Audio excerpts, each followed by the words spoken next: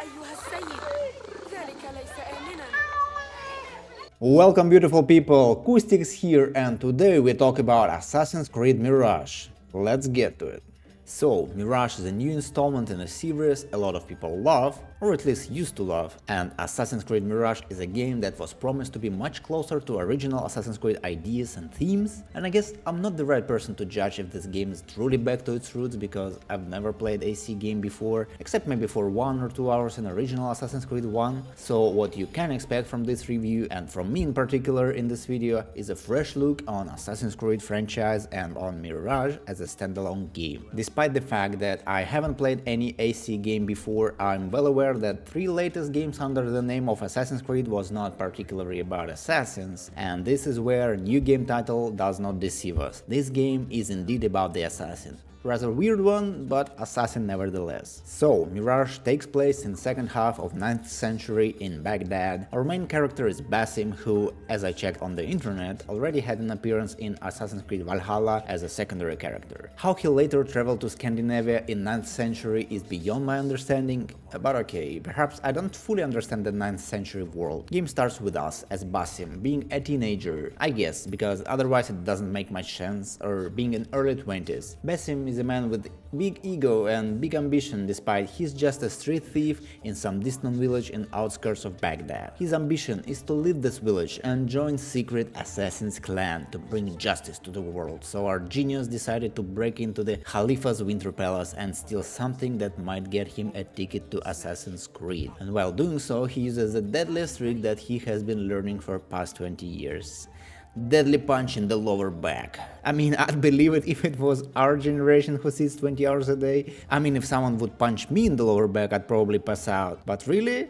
Why would AAA game have a different set of animations for main character before and after he becomes an assassin and obtains a secret blade?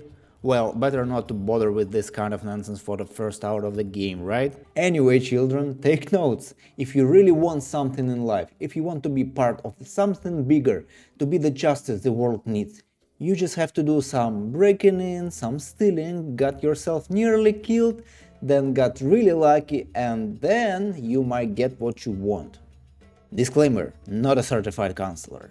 Shortly after all the mishaps that happened to Basim, he went to Alamut, secret base of the assassins where he's being taught to be one. In swift 10 minutes of gameplay you go through all stages of his learning that finishes with cutting ring finger and secret dagger installment. On one hand, all this experience and Basim's motivation are rather vague and strange. I wish they elaborated on the whole sacred experience of becoming an assassin. On the other hand, it was so painfully boring that I'm glad it ended pretty fast. Now, learning is over and we're heading back to Baghdad to uncover secret order that is ruling the city from the shadows. And all of the missions are solely on Basim's shoulder. Just 5 minutes after he graduated from Assassin's Academy. Okay then, in Baghdad we're going to gradually investigate one district after another, finding clues and lesser bad guys to unveil greater bad guys. All this is given to us in hierarchical manner where we climbing up the stairs to get the most evil villain at the end. We pretty much have 5 big missions that consist of the same little missions. On one of those you first go and dig around some clue that's given to you at the Assassin's Bureau, then you go to some guarded building and sniff more clues, and these new clues most likely will point you towards some low rank order member who are no different from any other NPC in this game except they have a name. Well, most of the characters development with these minor villains we get is 15 seconds cutscene where they secretly share their mega villain plans, and then you slay them. After you do this for a couple of times with different minor scum, you're good to go and slay the district's main villain. Those missions are the most thought out, have a lot of detail and designing. These district's villains also have much more backstory and motivation behind their actions. Here, instead of 15 seconds cutscene, we can expect a whole minute or even 2. All of your assassin's comrades and other friendly characters would tell you a story of how certain villain is very bad and you have to very kill him. And you do, without hesitation. But most of the things your quest givers tell you, game isn't showing you. At first I thought it's because we're somewhere in the Twilight Zone. Ethics is grey and nothing is black and white. I thought there is some philosophy in this.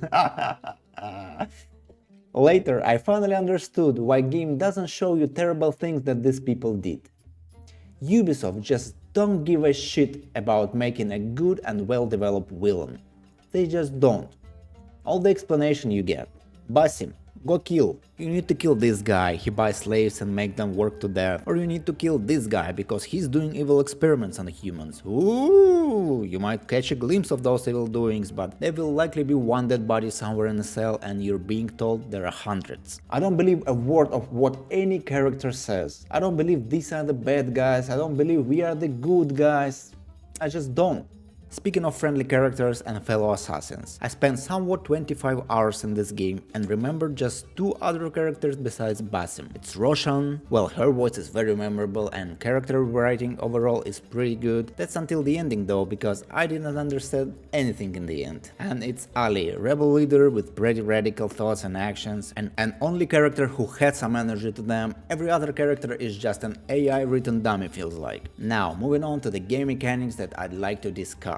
First of all, what I love the most, it's Baghdad and its exploration.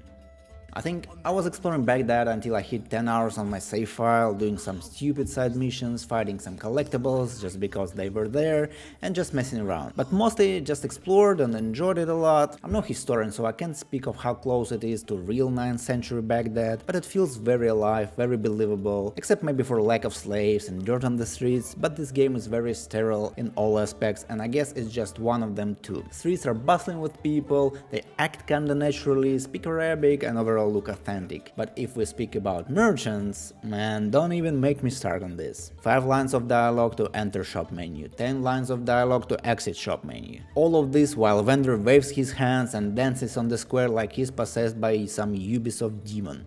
Why?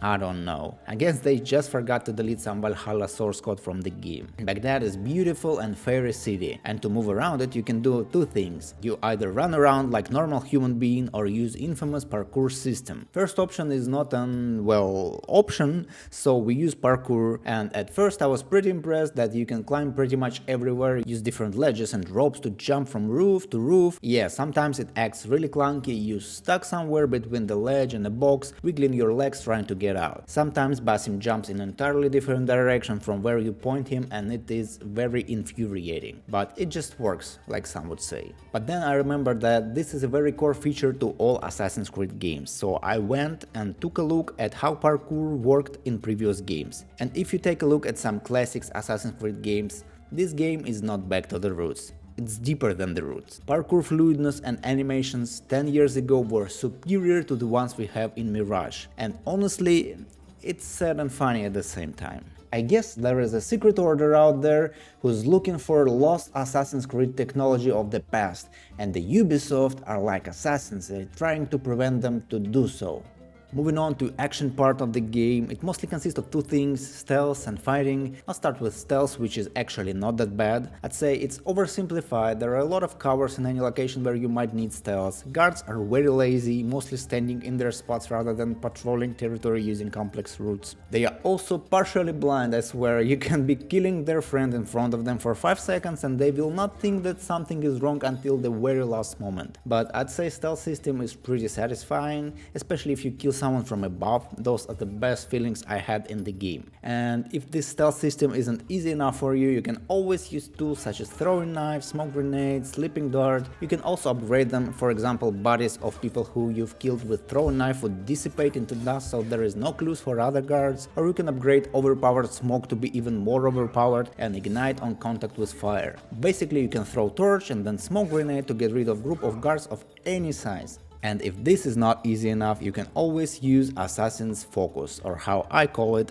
Ultimate. That allows you to kill up to 5 people in a blink of an eye. It works kinda like Deadeye in Red Dead Redemption. You mark some enemies while time is completely frozen, and then Basim teleport from one enemy to other, killing them in an instant. If I would be playing this game for fun, I would never use this ability, like ever. But I was so bored towards the end of the game that I abused this ultimate to the point where I killed almost every second enemy with it. You can also fight guards in an honest fight. To do so, we have very rudimentary system that consists of 4 4 elements: light attack, heavy attack, dodge and parry. If you press buttons correctly, 80% of the enemies would die to one parry light attack counter attack combination. Speaking of the enemies, by the way, we have 5 or 6 types of enemies. 2 or 3 of them are harder than others, but for 80% of the time we fight easy swordsmen or archers who die to a parry counter attack combination. For your own sake, I would recommend sticking to the stealth gameplay. It's much more fun and allows for more ways to solve the case at hand. The only reason to fight is to see a finisher animations on the enemies, which are pretty nice. Overall, fair fighting with a sword and a dagger is very boring and repetitive as hell after just a couple of hours.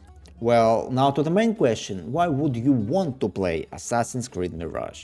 Story, characters and dialogues are very uninspired, easily forgettable and not interesting at all. Villains, represented by Ancient Secret Order, are completely faceless and dull. I didn't have a single emotions about them.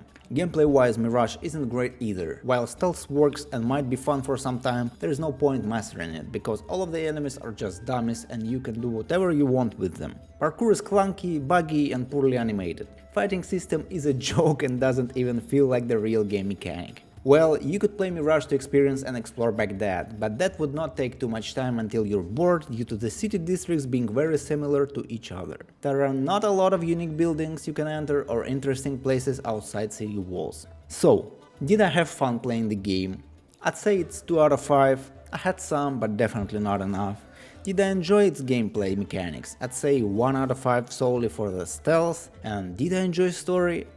Absolutely not. I already forgot all of the story twists and characters, and I finished the game just yesterday. If you really want to try it out, please wait for the sale, or if you're on PC, get a Ubisoft Plus subscription for 15 bucks as I did it. If I had just 2 hours to play a day, I would never pick up this game. And honestly, if not for this video, I would have dropped it after 5 or 10 hours.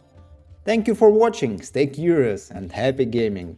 Click the like button if you like the video, leave a comment in the comment section below, and please consider subscribing to this channel if you would like to see more videos like this one.